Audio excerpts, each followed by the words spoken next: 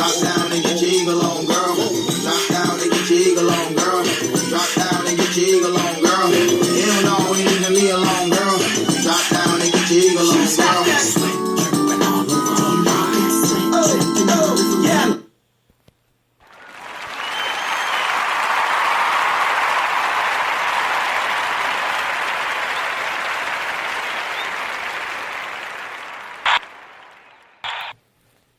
Hey, what's up, my bird gang? Welcome to the 4th episode of Birds of a Feather.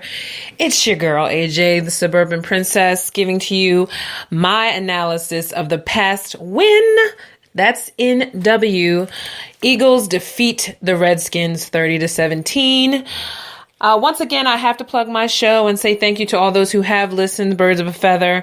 Because I'm on the Spreaker app, most likely people won't know what that is until I say, download the Spreaker app. And if not, I do download my clips to my YouTube account, which is under Elena Janine or AJ, if you want to just put that in when you go into your YouTube account and check me out, listen to my show. But welcome back in the meantime. Before I was analyzing the cuts that were made before the very first regular season game, I did that in 2 parts because you had to wait for them second cuts, and pretty much nothing shocked me. But now we can finally talk about a win to start off the regular season. And at this point now, let's just be honest. Carson Wentz was ridiculous in this game. He seemed to weave gold out of garbage, basically, when he felt the rush several times due to the weak O-line, which I do not understand because in all the times we've seen in preseason, it didn't seem like the O-line really had as many issues as it seemed to during the Redskins game. Redskins usually play them pretty close, but this game was pretty much an up and down roller coaster in the middle between, I'd say, like the second quarter to like the third. And then all of a sudden the wheels fell off. And next thing you know, everybody was pretty much just working together. And then that lovely controversial fumble / takeaway turnover that Fletcher Cox ran his big 9-1 to the end zone and pretty much capped the game. There were a lot of surprises, though, in this game, but it definitely made me uneasy at times because I think you have to give it time for all the people that are playing and that were starting to gel into a very cohesive front line. But I still am not convinced totally that they can keep Carson on his toes all season. I still feel like there's always an issue with one particular side caving in faster than the other. Hence the reason why Wentz had to make that ridiculous first throw that Aguilar caught in the end zone right away. But basically that probably wouldn't have happened had Carson not been able to fight through a lot of tackling and then duck a sack and then throw that ball off his back foot. Hopefully we won't see too many of those because Carson cannot do that. The whole point of the offseason was to him work on his the analysts notice this more than I do, but the way he throws and his mechanics and his technique need to be ironed out. And I see now what they're talking about because there are certain throws that just don't go the distance. Like there were a couple deep balls that he attempted that really seemed to either go in front of the defender or over the wide receiver's heads. So there are a lot of things to be ironed out. I try not to doubt my Philadelphia Eagles, but sometimes there are moments during the game when I thought one bad throw and the Redskins could have stole a W easy. There were times that I really considered drinking during the game, but I waited till the game was over and I watched the post show that I usually like to watch on Comcast Sportsnet with my boy Seth Joyner now on the panel. I love his input because he's so real, but we'll talk about that later. But yes, I was so happy to have a swig of iced tea and tequila and say, thank you, Lord, they recovered and won. I was having my doubts, I'll be honest. I'm a faithful fan, but there are times during that game where I felt my heart palpitate a little more than normal because it just seemed like things were not working. And there were times that there were just some plays that just the series just fell through. If it wasn't a stupid bogus flag, it was just it just seemed like they could never really get on the same page and get a rhythm. So, but luckily that seemed to break because once towards halftime, where normally this is the area where Doug always seems Andy Reid-like in his managing 2-minute drills, it seemed like them having a Caleb Sturgis kick before the half to just get some extra points was a smart decision instead of trying to go for it. There are times that I wish that Doug would go for it on 4th down, but I think he did that too much maybe last year, so maybe he's trying to learn. But there was a play that was another controversial play that I do not know what happened. It was probably poor execution on Wentz's part, and which is human because he's still learning, second year or not. He still kind of has some rookie tendencies, obviously. But there was a backward pass that was thrown to Aguilar that was supposed to get some blockage up front so that Aguilar could run around it and break a few tackles. But apparently what I found out later was that Torrey Smith missed 2 blocks. And so Aguilar never got to the ball when it got knocked out or went over his head. And so the Eagles weren't able to recover the fumble. Basically, to me, the whole play was stupid. I don't see the point of a lateral pass. I don't see the backward pass. I don't see the point of any of that.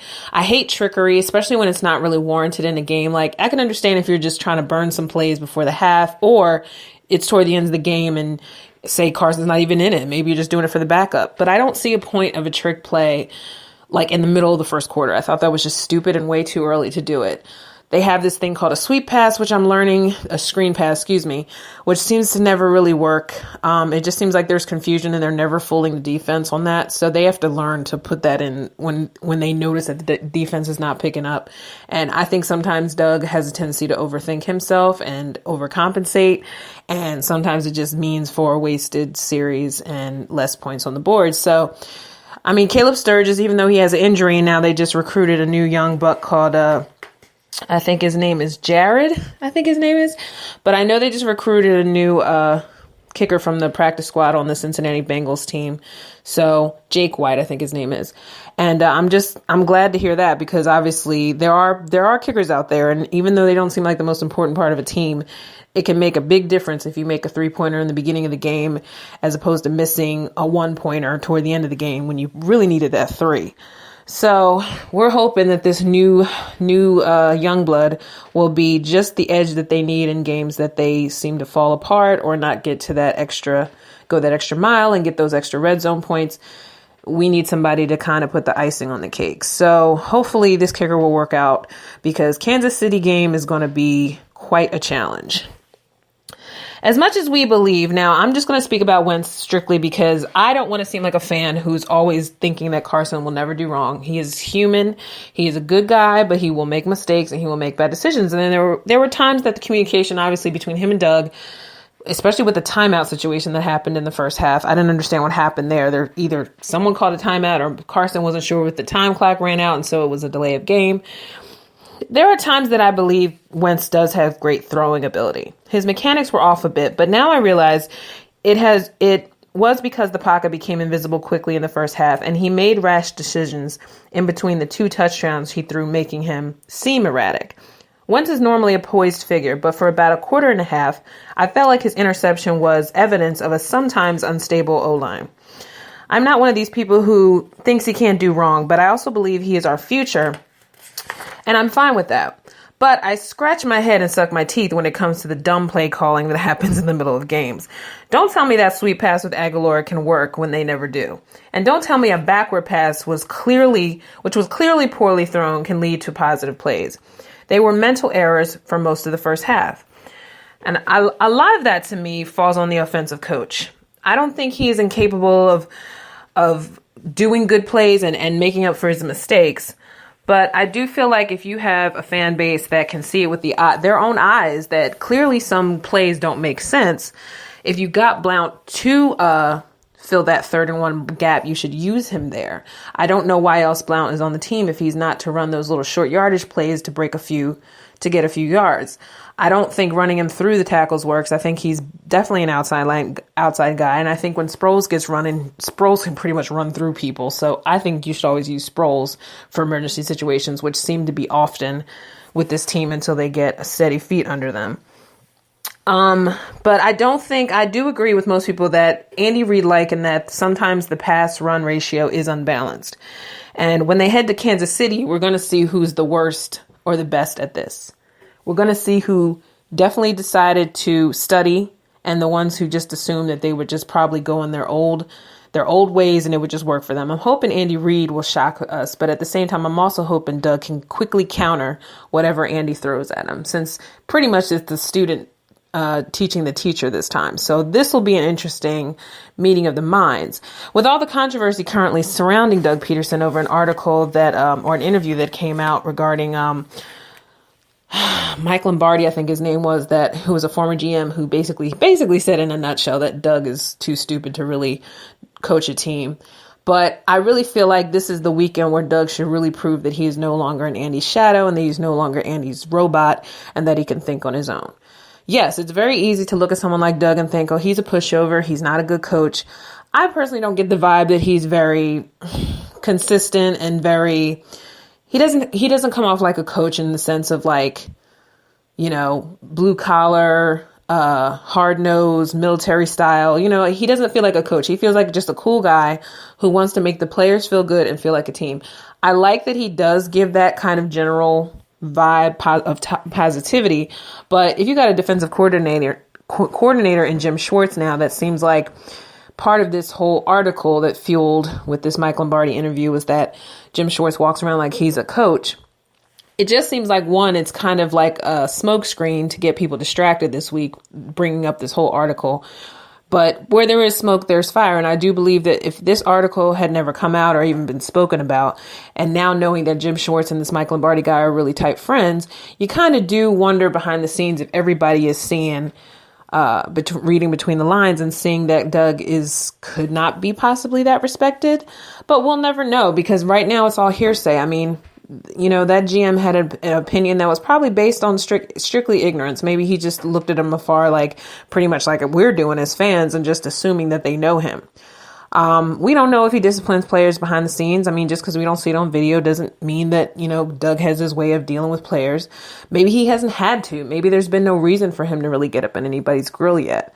Everybody has their way of lighting a fire, but we won't know until the season goes on. I really don't feel like there's any validity right now to the claims that Doug is not worthy of a coach until this year runs out. I just know that they should not have a worse record than 7-9 like they did last year. They should be getting better. So it'd either be 9-7 in playoffs or wild card, or 10-5, 10-6, because I don't see them having any excuse to be going further down as opposed to going up. I mean, when you've already kind of been in the doldrums due to the jet lag off of what came through with tornado Chip Kelly that came and pretty much wiped this organization clean, you kind of have to go with what you know. And Doug is coming from a background of being a quarterback in the past, and he's come from being a coach, high school, but still a coach. I just feel like yes, I am one of those people too that have not really been, go Doug. I tried to be that way, but there were just times during games, even last year, I started noticing a pattern, and I started to feel like, again, like people call him Andy Reid Jr., I really kind of do feel he is similar to Andy Reid, and sometimes his play calling is a little suspect. I mean, there are times when you sit there and you just wonder why certain plays happen, and then you get mad because maybe they could have had a touchdown, 2 or 3 plays ago, but he wanted to get fancy and do a behind the back kind of run around pass thing. And you just kind of question, like, what is that? I'm at a point now where I've learned to be patient with this team. I mean, you have to look at the things that they're going against this weekend with Kansas City. Kansas City not only is Andy's team, but Andy's also been almost 6 seasons with that team as a head coach. And they've been borderline playoffs, if not have been in the playoffs. They have a very sturdy quarterback in Alex Smith. He's pretty much a journeyman, but he's pretty sturdy. But they also have a good up-and-coming rookie named Patrick Mahomes, who was showing himself pretty strong during the preseason.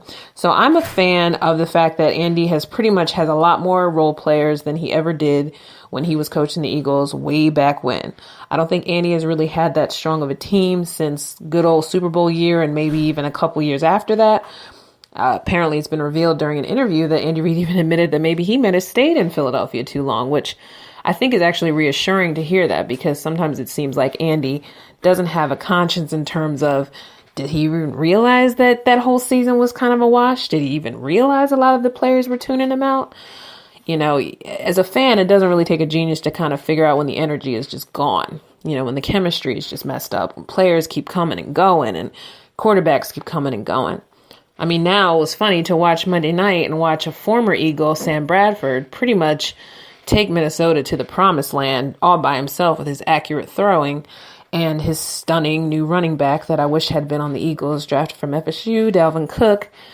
pretty much now you see if Sammy had some weapons, he probably actually would have been something to watch while he was in Philly. But again, we didn't know. At the time, we just pretty much looked at all the outside gossip about Sam's deal and about he was supposed to be guaranteed this and that, and all that stuff distracted us from seeing what Sammy was about because, you know, he wasn't flashy. He didn't have a swag, you know. The only thing he was good at was throwing accurately. You know, he came off of 2 ACL surgeries, so people didn't really have faith that he would stay healthy. And slowly but surely, they were showing glints of promise that year before they decided to trade up to get Carson. But at the same time, you just wonder, now, would that team still have been just as promising now had they just kept Sammy? We'll never know, because at this point now, Sammy has a lot to prove in Minnesota, and they got their coach. You know, they got pretty much sturdy background in that team. There's a lot of good players in Minnesota, and they were pretty much playoff bound last season. So you just never know. It's very easy to judge from the outside and say, oh, we weren't going to go anywhere. Or, you know, we weren't going to do anything with Sammy. And I think a lot of the problems with being a fan, especially in this town, is that we have a tendency to react too fast. We have a tendency to never see the forest from the trees, and we always assume that every player is probably not going to be that guy. And, you know, everybody likens it to a relationship where you've been hurt and then you try to embrace somebody new and you just never really get over that last hurt, that last breakup. So you kind of have your guard up for the next person that comes into your life. And I feel like, honestly, every fan, even fans that have called on the radio, have said the same thing, liking the relationship with Eagles fans and the organization to a failed relationship 10 times over. So I think it's smart to be cautious as a fan, but it's also kind of premature because you really don't know what every year is going to bring. Every year brings something different. And I think what's most exciting about this team is that it seemed like even after the draft being in Philly and even after Howie kind of making a lot of wheeling and dealing and probably still presently doing wheeling and dealing, it just seems like they just were more determined since last season to build a very sturdy group of guys. And I think that's what keeps everybody still a little bit more engaged than the year before.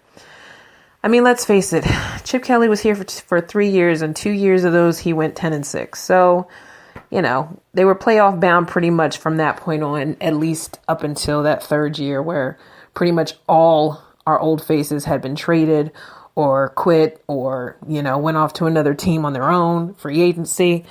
And now you see a lot of new faces that already in the past year have shown a lot of promise, but sometimes become victims of the injury bug. Sometimes they get victim of, you know, contract deals that go bad. And so next thing you know, they end up going to a random team and you just kind of wonder, well, would that have worked had they just waited until they got their contract negotiated? I mean, that kind of stuff as a fan, you really shouldn't care about, but because everything is reported and everything is put out there on social media, you kind of get distracted from the actual point of the game and the point of being a fan when you constantly keep hearing all these little tidbits. This whole story coming out this week about, you know, whether or not Jim Schwartz is trying to take Doug Peterson's job is just, it's annoying because it does distract you from the fact that this is supposed to be a game week. It's supposed to be a big week because the Eagles are going to Kansas City. The Eagles are going to be facing their old coach. And I think that's more exciting than talking about a defensive coordinator who used to be a coach in Detroit, who is coming here and probably just thankful he still has a job, period, much less worrying about taking somebody else's responsibility.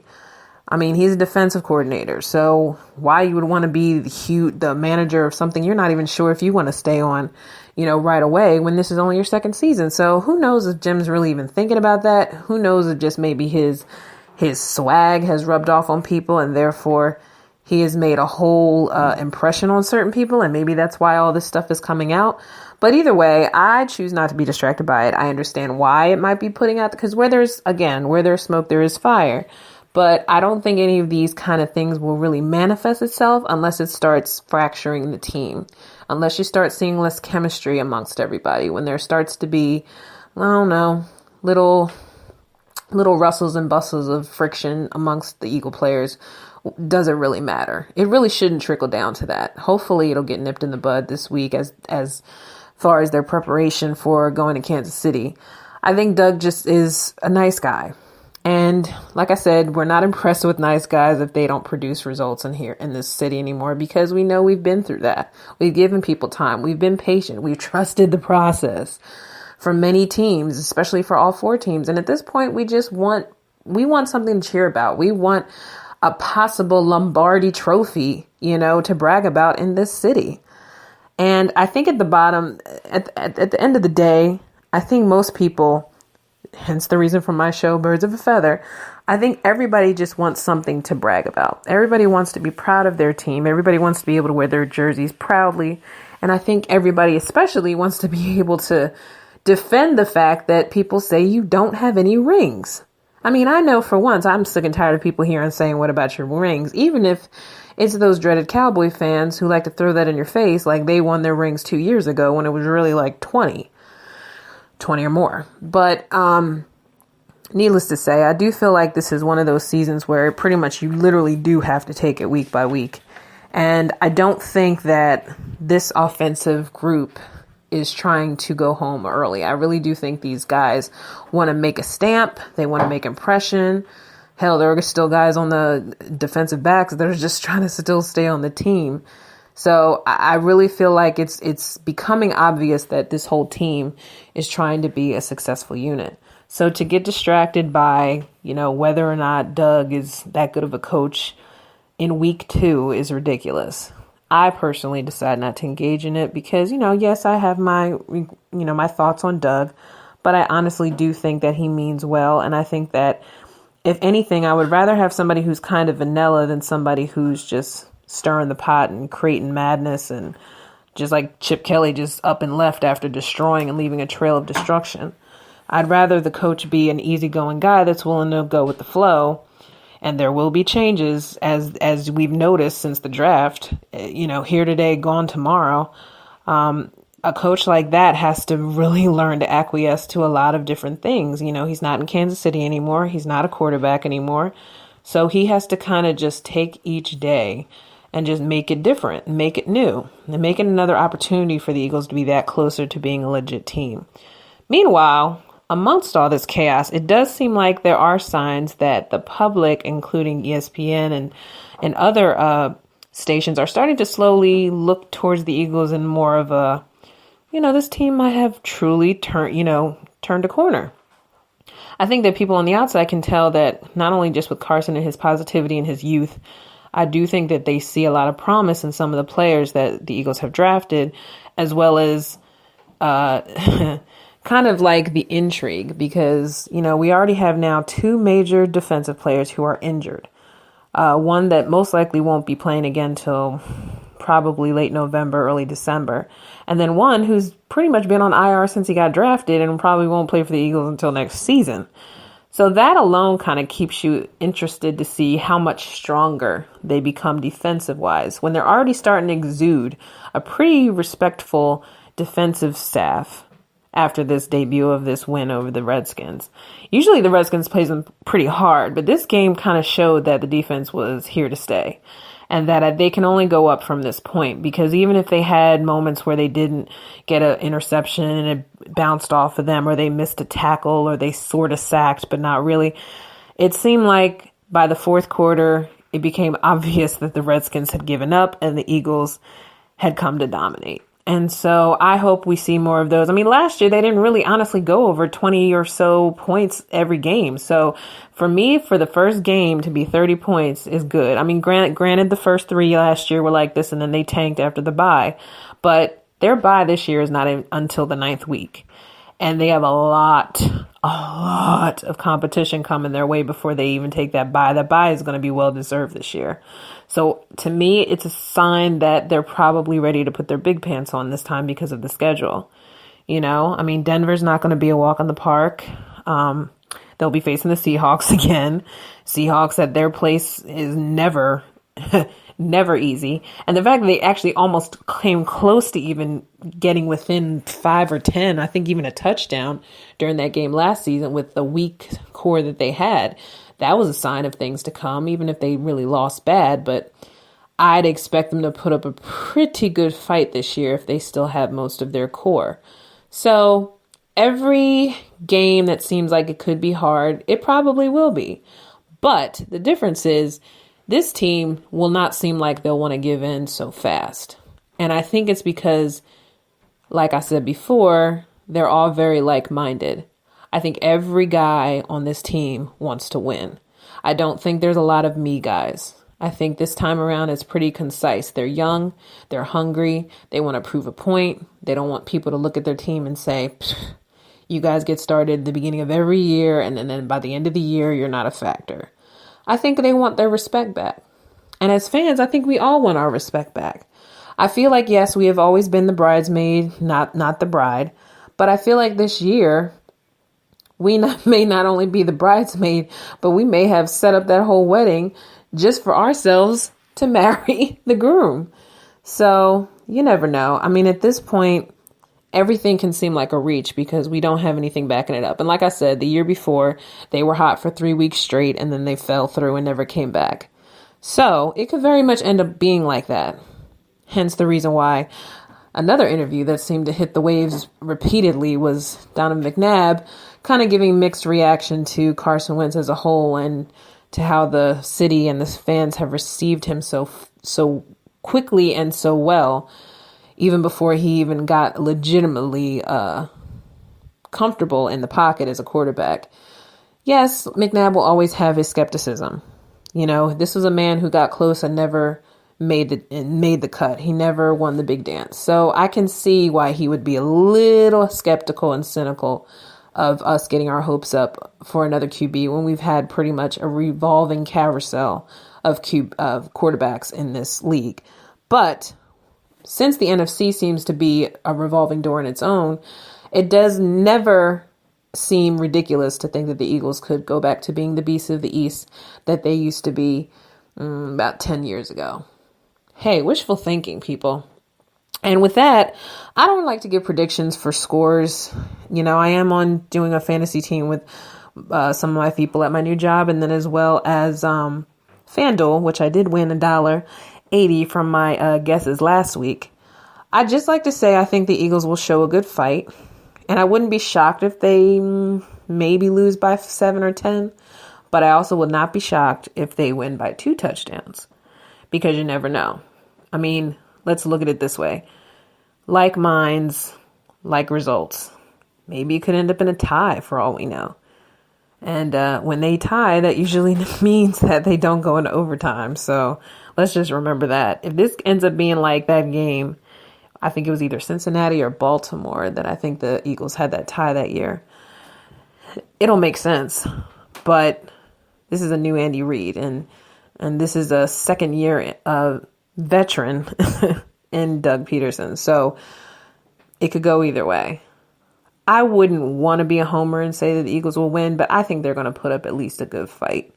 I think if they can contain Kareem Hunt and if they can somehow, I don't know, deflect incoming balls to Tyreek Hill, then we're good. If Tyreek Hill pretty much runs through them for the whole first half, I don't have good hopes about a win.